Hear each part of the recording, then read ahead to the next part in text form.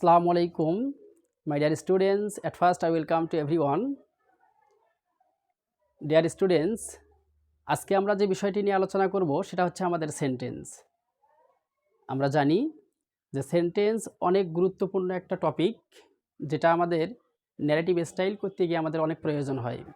কেননা narrative style যদি আমরা স্বচ্ছভাবে করতে চাই, সেক্ষেত্রে আমাকে ফার্স্ট সেন্টেন্সটাকে আইডেন্টিফাই করতে হবে যে আসলে এটা কোন সেন্টেন্স, তার উপরে ডিপেন্ড করে আমাদের সেইটুর পরিবর্তন করতে হয়। সেজন্য এই ন্যারেটিভ স্টাইল একটা গুরুত্বপূর্ণ গ্রামেটিক্যাল পয়েন্ট, যেটাকে স্বচ্ছভাবে সুন্দরভাবে করার জন্য আমাদের এই সেন্টেন্সটাকে খুব সুন্দর করে জানতে হবে। And we know that there are 5 kinds of sentence according to meaning. আমরা জানি যে অর্থ অনুসারে সেন্টেন্সকে 5 ভাগে ভাগ করা হয়েছে। এখানে সুন্দর করে 5টি সেন্টেন্স দেওয়া আছে: assertive sentence, interrogative sentence, imperative sentence, optative sentence and exclamatory sentence. এখানে 5টা সেন্টেন্স দেওয়া আছে। ডিয়ার স্টুডেন্টস, আমরা অবশ্যই যে কোনো টপিক নিয়ে আলোচনা করতে গিয়ে আমরা প্রথমত ওই বিষয়টা কি, এই বিষয়টা সম্পর্কে আমাদের পূর্ণাঙ্গ ধারণা থাকতে হবে। আমরা এই সেন্টেন্সটা কি, এই জায়গা থেকে একটু আগে আমরা ক্লিয়ার হয়ে আসি, তারপরে আমরা ওয়ান বাই ওয়ান একটা সেন্টেন্স আলোচনা করতে থাকবো, ঠিক আছে? আমরা প্রথমত দেখতেছি কিনা সেন্টেন্স দ্যাট মিন্স বাক্য। এই বাক্যটা কাকে বলে আমি একটু সংজ্ঞাটা সুন্দর করে বলি, তারপর সুন্দর করে উদাহরণ দিয়ে বুঝিয়ে দেব। তাহলে মনে রাখতে হবে যে একটি শব্দের পাশাপাশি কয়েকটি শব্দ বসে যখন কোনো বক্তার মনের ভাব তিনি কি বলতে চান এই বিষয়টা পরিপূর্ণ অর্থে প্রকাশ করে, তখন তাকে সেন্টেন্স বা বাক্য বলে। তাহলে কি বলছি আমি, যে একটি শব্দের পাশাপাশি, যেমন যদি আমি বলি যে হি ইজ গোয়িং টু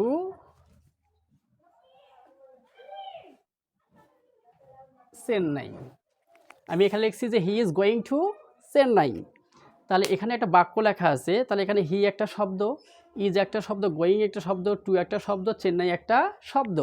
তার মানে বুঝতে হবে যে এখানে কিন্তু যে শব্দগুলো ব্যবহার করা হয়েছে, একটি শব্দের পাশাপাশি কিন্তু কয়েকটি শব্দ একত্রিত হয়েছে এখানে।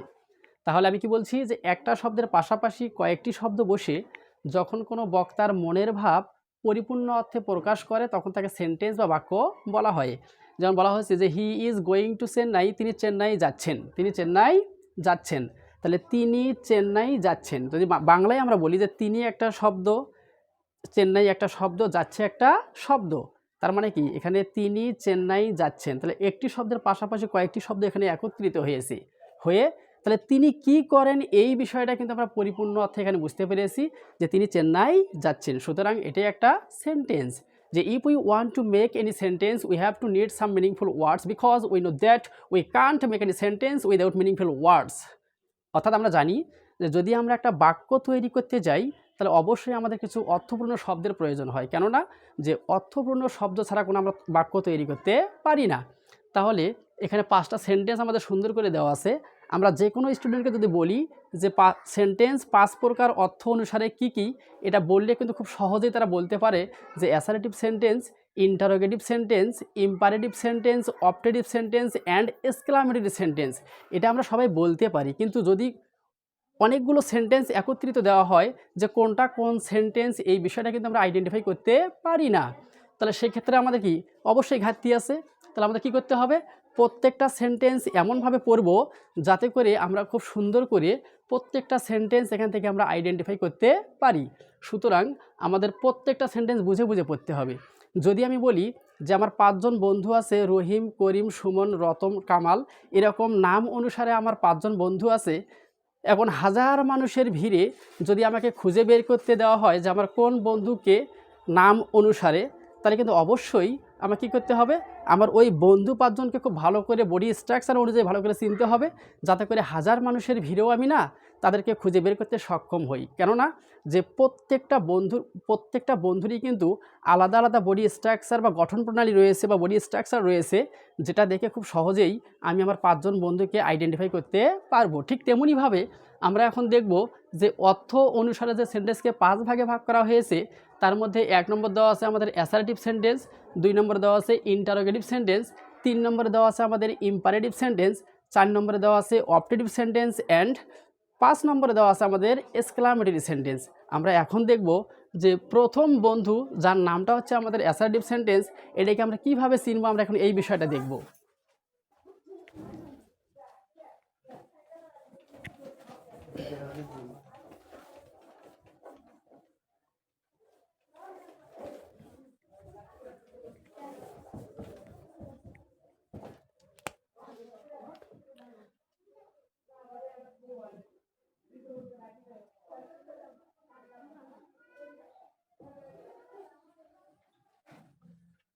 তাহলে অ্যাসার্টিভ সেন্টেন্স, তাহলে এই অ্যাসার্টিভ সেন্টেন্সটা আমরা কীভাবে চিনব, আমি একটু মুখে বলবো, জাস্ট বুঝতে হবে। তাহলে আমি যদি সংজ্ঞাটা এরকম করে এখানে বলি যে সেন্টেন্সের শুরুতেই সাবজেক্ট বা কর্তা থাকে তাকে অ্যাসার্টিভ সেন্টেন্স বলে। কি বলছি আমি, যে সেন্টেন্সের শুরুতেই সাবজেক্ট অথবা কর্তা থাকে সেটা হচ্ছে আমাদের অ্যাসার্টিভ সেন্টেন্স। এখন কথা হচ্ছে যে আমরা সাবজেক্টটা চিনব কিভাবে। যদি আমি সাবজেক্টটা না চিনতে পারি সেক্ষেত্রে কিন্তু আমি বলতে পারবো না এটা হচ্ছে আমাদের অ্যাসার্টিভ সেন্টেন্স। এজন্য আমাকে সাবজেক্টটা খুঁজে বের করার নিয়মটা খুব ভালো করে জানতে হবে। তাহলে কিভাবে, যদি আমরা ভার্বকে কে ও কি দ্বারা প্রকাশ করি তাহলে যে অ্যান্সারটা বা উত্তরটা আমরা খুঁজে পাবো সেটা হচ্ছে আমাদের সাবজেক্ট। আর সাবজেক্ট খুঁজে পেলেই বুঝতে হবে এটা আমাদের অ্যাসার্টিভ সেন্টেন্স। যদি আমি বলি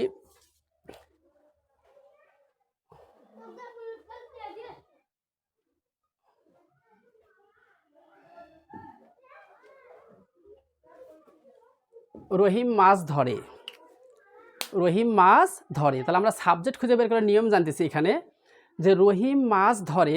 তাহলে আমি বলছি কি, যে সেন্টেন্সের শুরুতেই সাবজেক্ট থাকে সেটা হচ্ছে আমাদের অ্যাসার্টিভ সেন্টেন্স।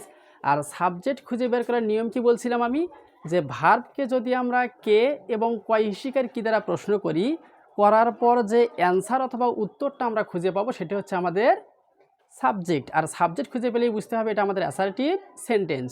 যেমন এখানে বলা হয়েছে রহিম মাছ ধরে, তাহলে এখানে আমরা সাবজেক্ট খুঁজে বের করবো। এখন তাহলে কিভাবে, ভার্বকে প্রশ্ন করতে হবে হয় কয়েকারকে অথবা কয় ইশিকের কি, এই দুটো জিনিস দিয়ে আমাকে সাবজেক্ট খুঁজে বের করতে হবে। তাহলে এখন আমরা ভার্ব চিনতে হবে। তাহলে সাবজেক্ট খুঁজে বের করতে গেলে তো আমাকে অবশ্যই সাবজেক্ট খুঁজে বের করতে হলে অবশ্যই ভার্ব খুঁজে নিতে হবে আগে।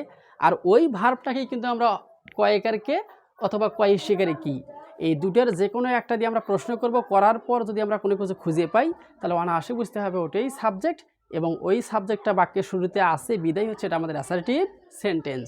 যেমন রহিম মাছ ধরে, তাহলে এখানে ভার্বটা হচ্ছে আমাদের ধরে। বলেন কি, ধরে।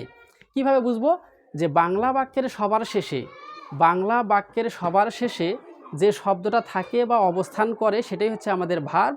আর ওই ভার্বটাকে যদি আমরা কয়েকারকে অথবা কয় ইশিকের কি, এই দুটার যে কোনো একটা দ্বারা প্রশ্ন করি, প্রশ্ন করার পর যে আমরা উত্তরটা পাবো সেটাই হচ্ছে আমাদের সাবজেক্ট। এখন প্রশ্ন হতে পারে স্যার যে আমরা কখন কয়েকারকে এবং কখন কয় ইশিকের কি দ্বারা প্রশ্ন করব, এটা হচ্ছে মেইন ফ্যাক্ট। তাহলে বুঝতে হবে যদি সাবজেক্টটা আমাদের ব্যক্তিবাচক হয়, এখানে রহিম দেওয়া আছে, রহিমটা কিন্তু অবশ্যই আমাদেরকে এখানে ব্যক্তিবাচক নাউন একটা, তাহলে এই ব্যক্তিবাচক নাউনের ক্ষেত্রে আমরা অবশ্যই কয়েকার কে দ্বারা প্রশ্ন করব, কি দ্বারা, কয়েকার কে দ্বারা প্রশ্ন করব। এখন এই ধরেটা যেহেতু আমাদের ভার্ব, একে প্রশ্ন করব আমরা কে ধরে, প্রশ্ন করলাম কে ধরে, তাহলে উত্তরে আসবে কি, রহিম মাছ ধরে, উত্তরে আসবে কে ধরে, অবশ্যই হবে রহিম। বলো কে হবে, রহিম। তার মানে এই বাক্যটার মধ্যে রহিমটা হচ্ছে এখানে আমাদের সাবজেক্ট। তাহলে এই সাবজেক্টটা বাক্যের শুরুতে আসে বিধায় এটা হচ্ছে আমাদের অ্যাসার্টিভ সেন্টেন্স। এখন এটাকে যদি আমি ইংলিশ করতে চাই, রহিম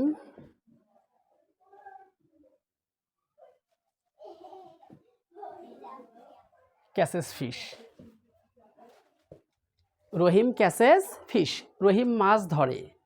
তাহলে এখানে এই বাংলা বাক্যের ক্ষেত্রেও কিন্তু বাক্যের শুরুতে সাবজেক্ট আছে, ইংরেজি বাক্যের ক্ষেত্রেও কিন্তু আমাদের বাক্যের শুরুতেই সাবজেক্টটা আছে।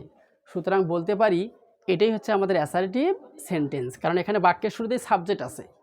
আর আমি যদি বলি যে স্যার তাহলে আমরা কখন কয় ইশিকের কি দ্বারা প্রশ্ন করব, যদি সাবজেক্টটা আমাদের মানুষ ব্যতীত অন্য কিছু হয়ে যায়, এটা হতে পারে কোনো ইতর প্রাণী অথবা কোনো বস্তুবাচক পদার্থের নাম, যদি সেটা হয় সেক্ষেত্রে আমরা অবশ্যই কয় ইশিকের কি দ্বারা প্রশ্ন করব। যদি বলি যে আকাশে পাখি ওড়ে, আকাশে পাখি ওড়ে, তাহলে কি ওড়ে, আমরা কী দ্বারা প্রশ্ন করব, কি ওরে পাখি, সুতরাং এই পাখিটা হচ্ছে এখানে সাবজেক্ট, আর এটাই হবে আমাদের অ্যাসার্টিভ সেন্টেন্স। এখন আমরা যাব 2 নম্বর সেন্টেন্সে, তার নামটা হচ্ছে আমাদের ইন্টারোগেটিভ সেন্টেন্স। তাহলে আমাদের 2 নম্বর বন্ধুর নামটা হচ্ছে আমাদের ইন্টারোগেটিভ সেন্টেন্স।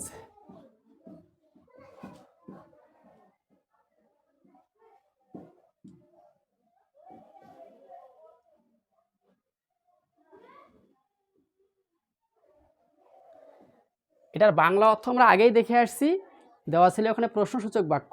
তাহলে মনে রাখতে হবে, যখন কোনো ব্যক্তি কোনো বিষয়ে কাউকে কোনো কিছু প্রশ্ন করে বা জিজ্ঞেস করে, সেটাই হচ্ছে আমাদের ইন্টারোগেটিভ সেন্টেন্স। যদি বলা হয়, আমি যদি বলি যে তোমার নাম কি, বাংলায় বলছি তোমার নাম কি, তাহলে হোয়াটস ইওর নেম, আমরা ইংলিশে বলি হোয়াটস ইওর নেম, তোমার নাম কি। তাহলে বুঝতে হবে যে তুমি কখন এখানে এসেছো, তুমি এখানে কখন এসেছো, তোমার বাবা কি করেন। তাহলে এই বিষয়গুলো কিন্তু হচ্ছে এক একটা বিষয়ে প্রশ্ন করা হচ্ছে। সুতরাং কোনো বিষয়ে প্রশ্ন করা মানেই বুঝতে হবে এটা হচ্ছে আমাদের ইন্টারোগেটিভ সেন্টেন্স। অর্থাৎ এটা চেনার আরও একটা সহজ উপায় রয়েছে, সেটা এখন বাংলা বাক্য হোক কিংবা ইংরেজি বাক্য হোক না কেন, আমাকে দেখতে হবে ওই বাক্যের শেষে আমাদের এই কোশ্চেন মার্কটা আছে কি না। তাহলে এই কোশ্চেন মার্ক থাকলেই অনায়াসেই বুঝতে হবে এটা হচ্ছে আমাদের ইন্টারোগেটিভ সেন্টেন্স। আমরা একটা উদাহরণ দিয়ে দেখব। যদি আমি বলি যে when do you come here, তাহলে প্রশ্ন করা হয়েছে এখানে যে when do you come here, when do you come here, তুমি এখানে কখন আসো বা আপনি এখানে কখন আসেন।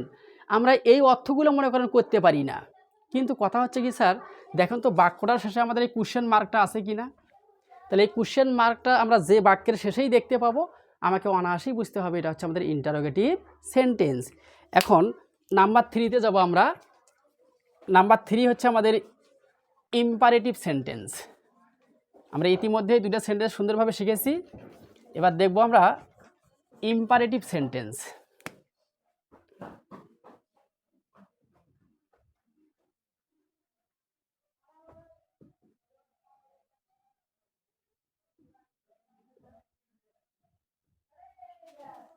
তাহলে এই সেন্টেন্সের বাংলা অর্থ আমরা আগেই দেখে আসছিলাম, এটাকে বলা হয় আদেশসূচক বাক্য অথবা অনুজ্ঞাসূচক বাক্য। তাহলে মনে রাখতে হবে, পৃথিবীতে একটা বাক্য আছে যে বাক্যে কোনো প্রকার সাবজেক্ট থাকে না, সেটা হচ্ছে আমাদের ইম্পারেটিভ সেন্টেন্স। এবং এই বাক্যটার মধ্যে আদেশ, নিষেধ, অনুরোধ, উপদেশ ও প্রস্তাব করা বোঝায়। তাহলে কী করা বোঝায়? আদেশ, নিষেধ, অনুরোধ, উপদেশ ও প্রস্তাব করা বোঝায়, কিন্তু কোনো প্রকার সাবজেক্ট থাকে না। সেটা কোন সেন্টেন্স? Imperative sentence. কিভাবে দেখি আমরা একটু এখন।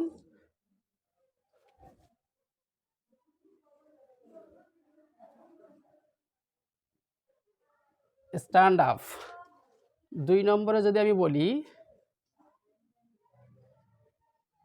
ডোন্ট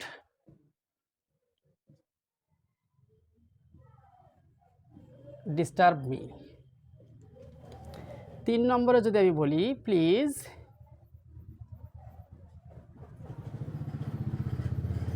হেল্প মি, 4 নম্বরে যদি আমি বলি অলওয়েজ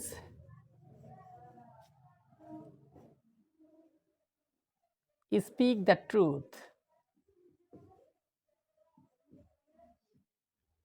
যদি 5 নম্বরে আমি বলি লেটস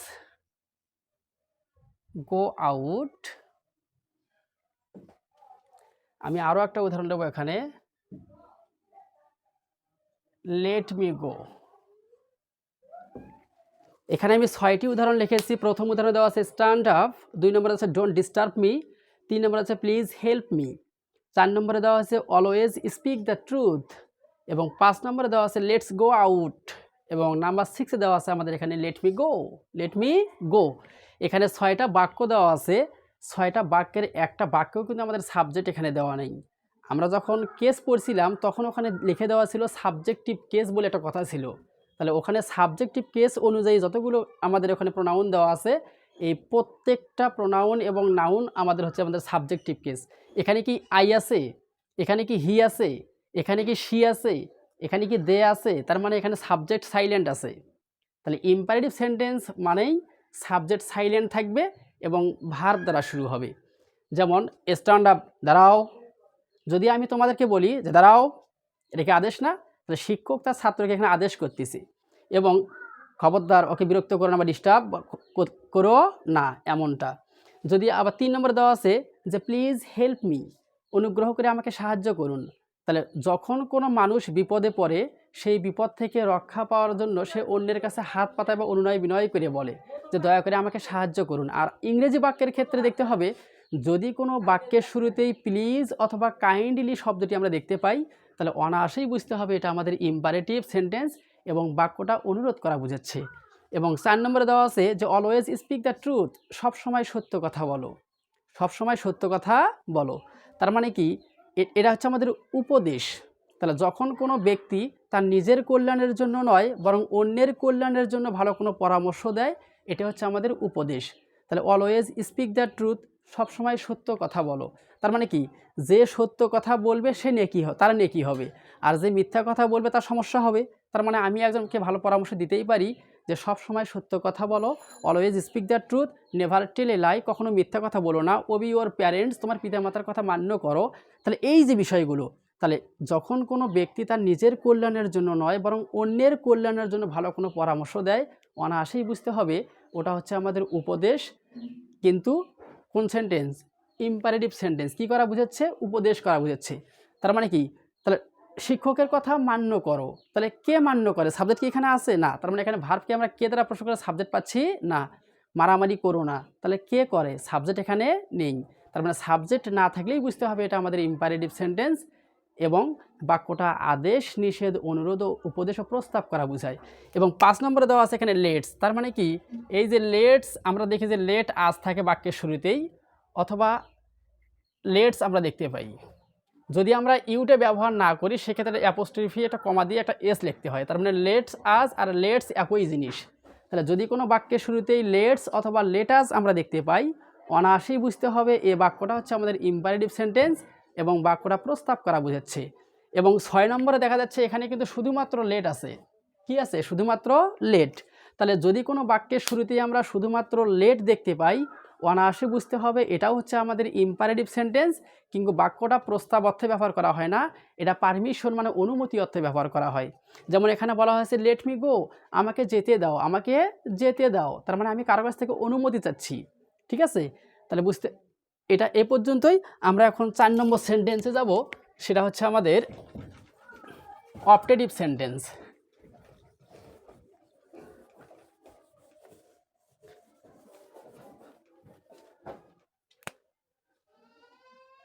অপটেটিভ সেন্টেন্স।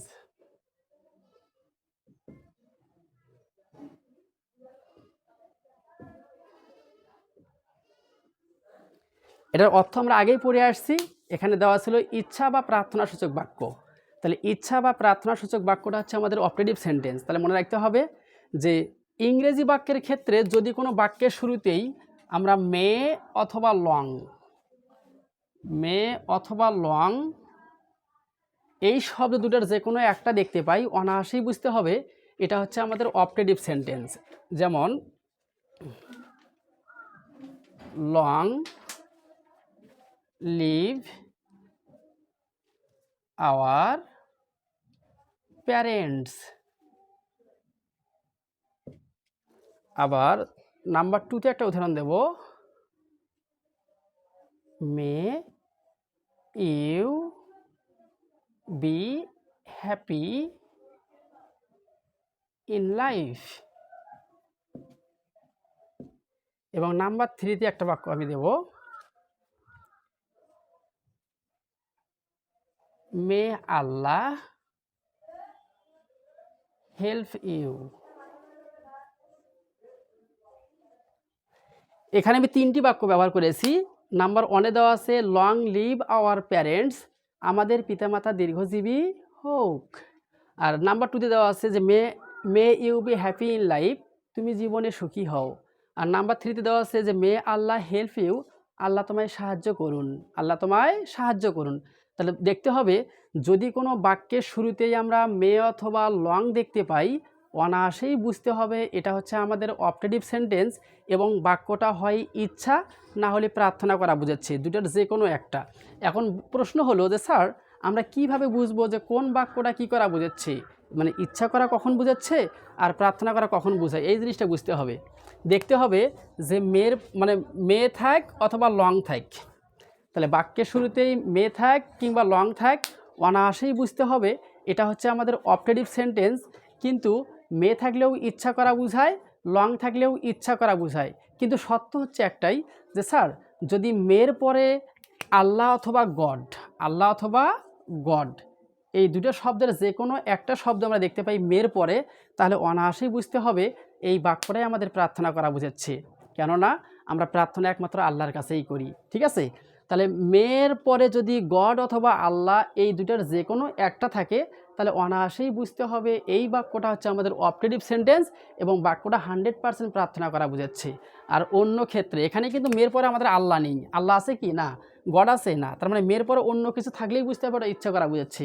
আর মেয়ের পরে আল্লাহ অথবা গড থাকলেই অনায়াসেই বুঝতে হবে এটা আমাদের ইচ্ছা প্রার্থনা করা বোঝাচ্ছে এবং বাক্যটা হচ্ছে আমাদের 100% অপটেটিভ সেন্টেন্স।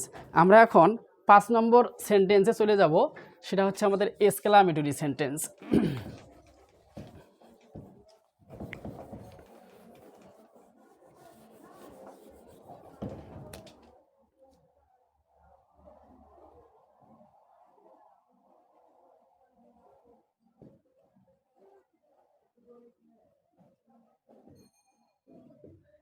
এটা হচ্ছে আমাদের আবেগসূচক বাক্য। তাহলে মনে রাখতে হবে যে এক্সক্লামেটরি সেন্টেন্স আমরা চিনব কীভাবে, তাহলে মনে রাখতে হবে মানুষের জীবন চলার পথে সুখ দুঃখ পর্যায়ক্রমে আসে কিনা তাই। তাহলে পৃথিবীতে মানুষের জীবন চলার পথে কখনো সুখ কখনো দুঃখ এটা পর্যায়ক্রমে আসবে, এটা স্বাভাবিক বিষয়।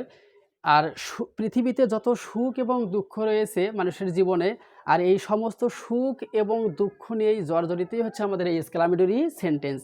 আমরা সুখের কথা বলি কিংবা কষ্টের কথা বলি, আমরা যে কথাটাই আলোচনা করতে যাই না কেন আমাদের সামনে এসে দাঁড়াবে কি এক্সক্লামেটরি সেন্টেন্স।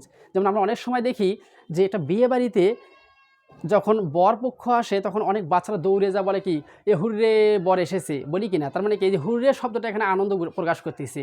আর অনেক সময় দেখি যে যদি আমি যদি এখানে ক্লাস নিচ্ছি, ক্লাসের মধ্যে যদি আমি সংবাদ পাই কোনো একটা বন্ধু আমাকে ফোন দিয়ে বলতেই পারে স্বাভাবিক বিষয় যে তোর অমুক বন্ধু আর বেঁচে নেই, তোর অমুক বন্ধু আর বেঁচে নেই, সেখানে কিন্তু আমরা যে হাই বা অ্যালাস কথাটা ব্যবহার করতে পারি, ঠিক আছে? তাহলে এটা বুঝতে হবে। যেমন আমরা উদাহরণ দেবো একটা, যদি আমি hurray HURRA hurrah, she has won the game। আবার আর একটা বাক্য যদি আমি লিখি যে এলাস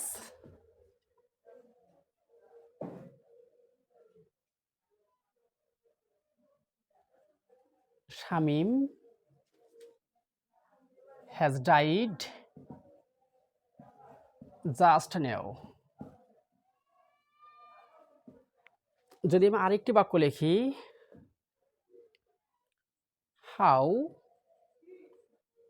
বিউটিফুল দ্য গার্ডেন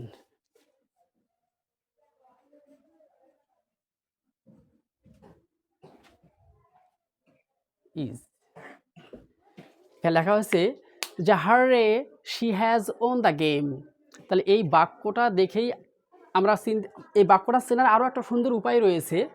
যেমন এটাকে বলা হয় এক্সক্লামেশন মার্ক। আমরা দেখব কোনো বাক্যের মধ্যে কোথাও এই এক্সক্লামেশন মার্ক চিহ্নটা আছে কিনা, যদি থাকে তাহলে অনায়াসেই বুঝতে হবে এটা হচ্ছে আমাদের এক্সক্লামেটরি সেন্টেন্স। যেমন hurrah she has won the game, তাহলে এখানে কিন্তু হুরের পর দেখেন একটা আমাদের এক্সক্লামেশন মার্ক চিহ্ন দেওয়া আছে, তার মানে এই চিহ্ন থাকলেই বুঝতে হবে এটা আমাদের এক্সক্লামেটরি সেন্টেন্স এবং বাক্যটা পড়ার পরে আমরা বুঝতে পারবো এটা কি আনন্দের না কষ্টের। যেমন hurrah she has won the game, তিনি খেলায় জয়লাভ করেছেন, এটা কি আনন্দ না? অবশ্যই আনন্দ। আর এখানে দেওয়া আছে যে alas Shamim has died just now, মানে এখানে অত্যন্ত কষ্টের সাথে বলতেছে যে শামীম ইতিমধ্যেই মৃত্যুবরণ করেছেন, তার মানে এটা অবশ্যই কষ্ট।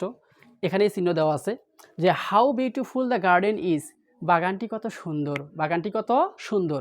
আমরা দেখতে পাচ্ছি যে এই বাক্যটার সবার শেষে একটা আমাদের এই এক্সক্লামেশন মার্ক চিহ্ন রয়েছে। সুতরাং আমরা অনায়াসেই বুঝতে পারবো যদি কোনো বাক্যের মধ্যে কোথাও এই এক্সক্লামেশন মার্ক চিহ্নটা আমরা দেখতে পাই, তাহলে অনায়াসেই আমাকে ধারণ করতে হবে যে এটা অবশ্যই হচ্ছে আমাদের এক্সক্লামেটরি সেন্টেন্স।